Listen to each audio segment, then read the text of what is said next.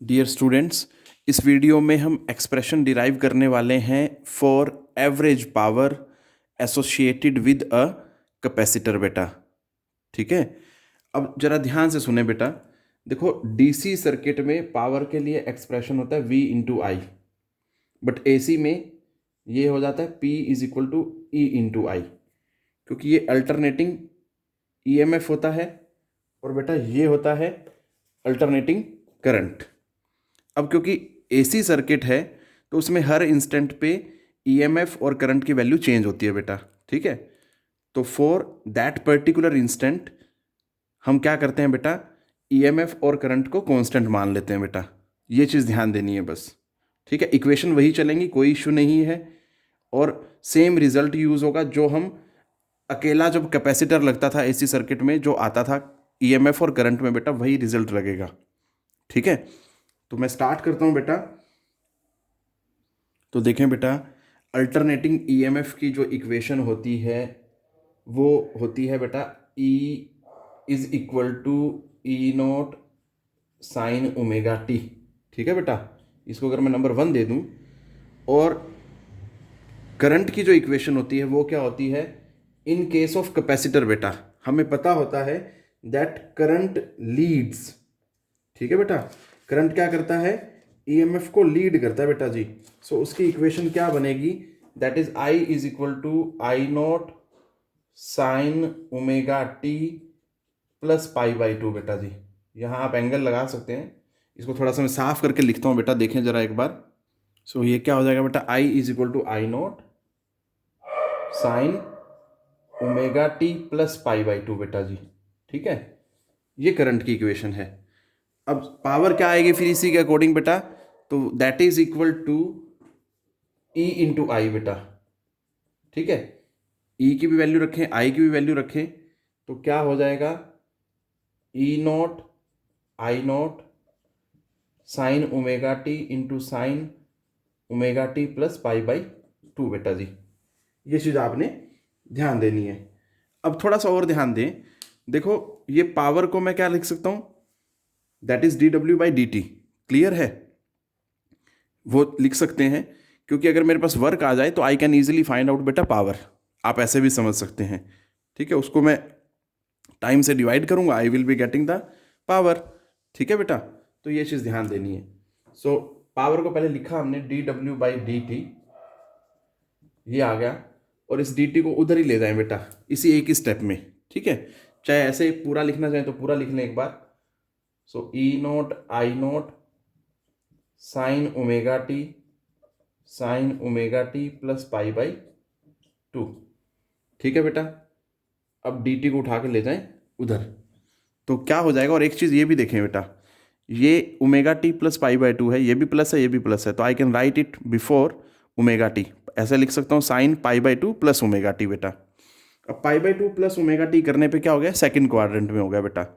ठीक है, और सेकंड क्वाड्रेंट में साइन जो होता है पॉजिटिव होता है, बट 90 की वजह से वो किस में कन्वर्ट हो जाएगा, कोस में कन्वर्ट हो जाएगा बेटा। सो ये क्या बन जाएगा, सीधा सीधा D W is equal to E not I not sine omega T cos omega T बेटा जी, और यहाँ पे डी टी आ गया। ठीक है, अब मैंने क्या किया, 2 से इसको मल्टीप्लाई और 2 से डिवाइड कर दिया बेटा। ऐसा क्यों किया, क्योंकि मेरे पास फॉर्मूला होता है 2 sine theta cos theta that is equal to sine 2 theta. तो डी डब्ल्यू क्या आया, that is E not I not by two sine 2 theta sine 2 omega T D T.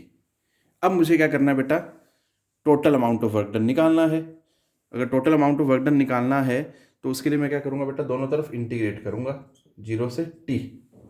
Clear है, अब E nought maximum value of EMF है, ये I nought maximum value of current है, और ये 2, ये तीनों ही क्या है, कांस्टेंट है बेटा। इसको तो ले लो इंटीग्रेशन के साइन से बाहर, तो क्या हो जाएगा, D W is equal to E note I naught by two 0 to T sine 2 omega T बेटा डी टी। अब इसको अगर सॉल्व करें, साइन की इंटीग्रेशन क्या होती है आगे देखो बेटा। ये इक्वेशन आई थी बेटा। अब साइन की इंटीग्रेशन में करूँगा तो वो होती है that is minus cos theta. तो अगर मैं इसको इंटीग्रेट करता हूँ, सोल्व करके देखो बेटा क्या आता है, फिर आगे देखते हैं। सो दैट इज, इधर तो बेटा W आ जाएगा, E not I not by two sine 2 omega T की क्या हो जाएगी, माइनस कोस 2 ओमेगा टी। अब ये 2 ओमेगा टी को बेटा डिफ्रेंशिएट करेंगे, वो क्या आएगा बेटा, दैट इज 2 ओमेगा, और 2 ओमेगा से इसको क्या करेंगे बेटा, डिवाइड करेंगे 0 से t। अब इस माइनस को भी बाहर ले आए, 2 ओमेगा को भी बाहर ले आए, कोई इशू नहीं है बेटा जी, ठीक है। तो ये क्या बन जाएगा आपके पास, W is equal to minus E not I not by 4 omega, और ब्रैकेट में क्या रह जाएगा, cos 2 omega T 0 to t। अब इसमें क्या करेंगे बेटा, एक बार आप अपर लिमिट डालेंगे, फिर माइनस लगा के एक बार लोअर लिमिट, तो क्या आता है, W is equal to minus E not I not 4 omega cos 2 omega T minus cos 0। अब ओमेगा टी जो होता है दैट इज इक्वल टू बेटा 2 pi, 2 pi into 2 4 pi. So W is equal to minus E not I not by 4 omega cos 4 pi minus cos 0। ठीक है बेटा। अब 4 पाई देखो जरा, कोस 4 पाई की वैल्यू क्या होती है, बहुत आसान है पता लगाना। ये कोस का ग्राफ होता है बेटा जी, ये कोस 360 की वैल्यू आ गई, ठीक है। फिर ऐसे चले, ये क्या आ गया 720, मतलब कोस 2 पाई की बेटा, ये 0 ये 1 ये -1। सो कोस 4 पाई की वैल्यू क्या बेटा, दैट इज 1, ठीक है। So W is equal to minus E not I not 4 omega, cos 4 pi की वैल्यू 1 माइनस फिर कोस 0 की 1, तो 1 - 1 0, 0 into something 0। So W is equal to बेटा जी 0, ठीक है बेटा। अगर W 0 आया है मतलब work done over the complete cycle is 0। So power जो होता है वो W/T होता है बेटा, ठीक है। कंप्लीट साइकिल है तो T कैपिटल ले लें बेटा, कोई दिक्कत नहीं है, चाहे स्मॉल भी ले लिया है तो कोई इशू नहीं है, मतलब final result is going to be same, ठीक है। तो 0/T अगर करेंगे तो that comes out to be 0, ठीक है बेटा। तो ये चीज़ आपने ध्यान देनी है। सो यहाँ पे हमने देखा कि average power associated with a capacitor that comes out to be 0 बेटा। सो दैट्स इट बेटा, टेक केयर, पढ़ते रहें।